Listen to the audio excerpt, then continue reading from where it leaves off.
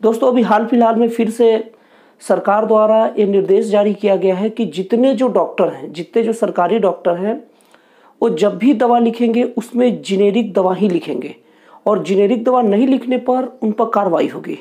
दोस्तों आगे हम लोग बात करें, इसके पहले हम लोग ये बात समझ लेते हैं कि जेनेरिक दवा होती है क्या। और दोस्तों मैं आपको बता दूं कि आज तक आपने जितने भी वीडियो देखे होंगे, सारे के सारे वीडियो या तो आपके स्वास्थ्य को लेकर होंगे या आपके पैसे को लेकर होंगे, मतलब आपको पैसे को कैसे मैनेज किया जाए उसको लेकर होंगे। लेकिन दोस्तों ये जो वीडियो है इसको आप पूरा देखिए, ये आपका हेल्थ प्लस वेल्थ दोनों के लिए कंफर्टेबल होगा। मतलब अगर आसान भाषा में बोलूं तो आपके स्वास्थ्य के लिए भी और आपके जेब के लिए भी ये वीडियो बहुत ज़्यादा काम का होने वाला है। दोस्तों जेनेरिक दवा क्या होती है, इसको समझने के लिए आपको एक वर्ड समझना पड़ेगा, वो वर्ड है सॉल्ट। दोस्तों सॉल्ट क्या होता है कि जैसे मान लीजिए कोई बीमारी होती है और उसके इलाज के लिए अलग अलग केमिकल को मिलाकर एक खास अनुपात में एक मिश्रण बोलिए या यौगिक बोलिए, जो भी बोलिए, एक मिश्रण तैयार कर लिया जाता है और उसका कुछ एक पर्टिकुलर नाम रख दिया जाता है और इसी को सॉल्ट कहते हैं। एग्जाम्पल के तौर पर जैसे मान लीजिए हम लोग को बुखार हो, सर दर्द हो या बदन दर्द हो, इसके लिए अलग अलग केमिकल को मिलाकर हम पैरासीटामोल तैयार किया जाता है हमारे वैज्ञानिकों द्वारा। तो ये पैरासीटामोल अलग अलग जो बीमारी है या अलग अलग हमें जो शारीरिक परेशानी है, इसका इलाज है पैरासीटामोल। मतलब एक खास अलग अलग केमिकल को मिलाकर एक खास रेशो में, खास अनुपात में मिलाकर ये तैयार कर लिया गया है। और अब इसी सॉल्ट को, इस सॉल्ट का नाम जैसे पैरासीटामोल दे दिया गया, अब इस सॉल्ट को ये सब समस्याओं में दिया जाएगा। तो दोस्तों जो ये सॉल्ट होता है इसी को जेनेरिक दवा कहते हैं। और अगर मान लीजिए इस सॉल्ट को कोई कंपनी अपने नाम पर, मतलब अपना एक ब्रांड देकर अगर इसको बेचे तो उसे कहते हैं ब्रांडेड दवा। जैसे कि पैरासीटामोल सॉल्ट हो गया और क्रोसिन जो अपने अलग नाम देकर बेचा गया वो हो गया आपका ब्रांडेड दवा। मतलब पैरासीटामोल जेनेरिक दवा हो गया और क्रोसिन ब्रांडेड दवा हो गया। तो दोस्तों अब आप समझ गए होंगे। अब दोस्तों बात यह है कि जेनेरिक दवा के यूज को बढ़ाने से, जेनेरिक दवा के उपयोग से हमें क्या फ़ायदा होगा। दोस्तों सबसे पहली बात ये बता दूं कि जो जेनेरिक दवा होती है ना वो बहुत सस्ती होती है और जो ब्रांडेड दवा होती है वो बहुत ज़्यादा महंगी होती है।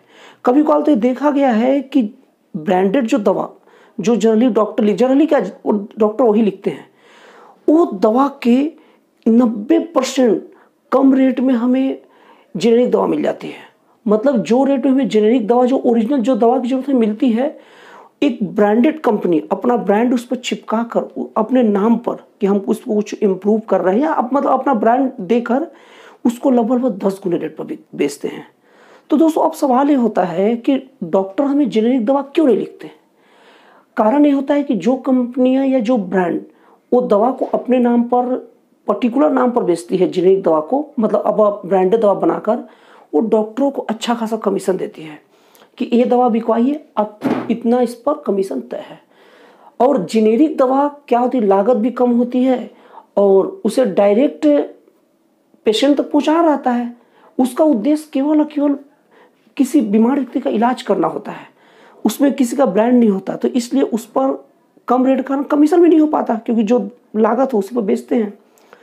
तो ये चीज को सरकार अच्छी तरह समझ गई है और इसीलिए सरकार ने कम से कम सरकारी डॉक्टरों को जेनेरिक दवा लिखने के लिए कहा है। और दोस्तों संसार की सबसे बड़ी स्वास्थ्य संगठन, विश्व स्वास्थ्य संगठन, जिसे कॉमन भाषा में WHO कहते हैं, वर्ल्ड हेल्थ ऑर्गेनाइजेशन, उसने ये बात कहा है कि अगर हम जेनेरिक दवा का उपयोग करने लगे, उसको प्रोत्साहन दे, तो जितनी जो बीमारियों के इलाज में खर्च आते हैं वो 70% मतलब 70% तक कम खर्च आएंगे। मतलब किसी व्यक्ति को अगर 1 लाख रुपए का खर्चा अपने बीमारी में आ रहा है, अगर जेनेरिक दवा बस का यूज करें तो केवल 30,000 में उसका काम हो जाएगा। अब दोस्तों आपके दिमाग में बात आ रही होगी कि जेनेरिक दवा हमें कैसे मिले, हम कैसे जेनेरिक दवा को प्राप्त करें। तो दोस्तों सबसे पहली बात ये बात है कि जब भी डॉक्टर के पास जाए, कुछ दवा वगैरह दे, तो हम उनसे रिक्वेस्ट करें कि सर आप जेनेरिक दवा लिखिए। हो सकता है कि 1 बार 2 बार डॉक्टर ये बात बोल दे कि सर देखिए जेनेरिक दवा कोई काम का नहीं होता, असर नहीं करता। डॉक्टर आपको उस चीज के लिए मना करेंगे। हालांकि जेनेरिक दवा और ब्रांडेड दवा के असर और साइड इफेक्ट में कोई अंतर नहीं होता, असर भी उतना ही होगा, साइड इफेक्ट भी उतना ही होगा, लेकिन डॉक्टर मना करेंगे। क्यों? क्योंकि अगर मना नहीं करेंगे तो उनका फिर कमीशन कहां से मिलेगा।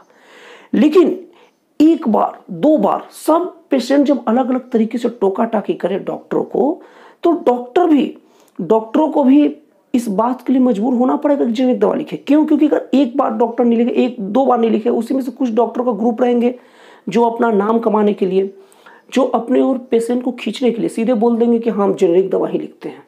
तो एक बार कोई जेनेरिक दवा लिखना शुरू करेगा तो फिर मजबूरी में सभी को लिखना पड़ेगा, और इस चीज को सरकार ने समझा है।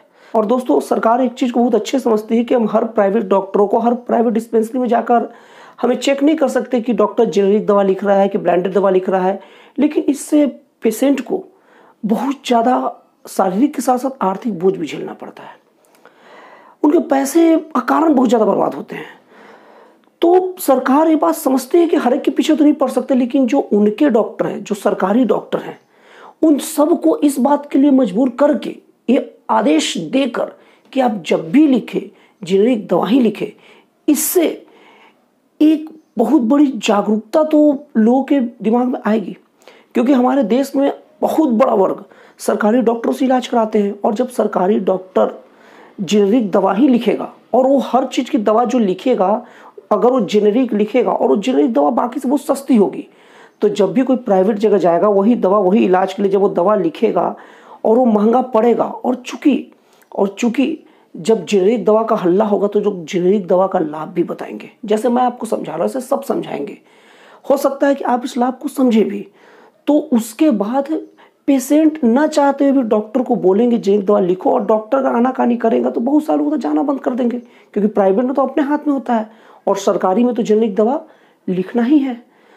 तो दोस्तों, इससे हमारा स्वास्थ्य और धन दोनों का बचत होगा।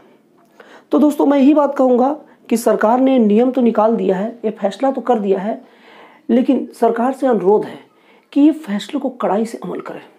अगर शिकायत आता है कि कोई भी डॉक्टर, सरकारी डॉक्टर अगर जेनेरिक दवा नहीं लिखे हैं, तो उस पर प्लीज़ कड़ा कार्रवाई किया जाए। ये सरकार कोई आदेश निकालता है जनरली, फिर वो ठंडे बस्ते में चल जाता है, लेकिन स्वास्थ्य को लेकर जो समस्याएं हैं उनको लेकर सरकार द्वारा लापरवाही न बरती जाए। और सबसे बड़ी बात दोस्तों, हमको आपको ही जागरूक होना पड़ेगा। एक बार हम और आप अगर जागरूक हो गए ना, तो सरकार, सरकारी डॉक्टर किसी भी रूप में लोग हमारा शोषण नहीं कर सकते। तो दोस्तों, मुझे उम्मीद है कि आप जेनेरिक दवा को समझे होंगे, इसके महत्व को समझे होंगे। और दोस्तों, अगर आपको ये जानकारी अच्छा लगा हो तो प्लीज़ औरों तक भी भेजिए ताकि बाकी लोग भी इसे समझ सके। तो दोस्तों, फिर मिलते हैं अगली वीडियो में एक जन कल्याणकारी और एक राष्ट्रवाद से प्रेरित नए विचारों के साथ।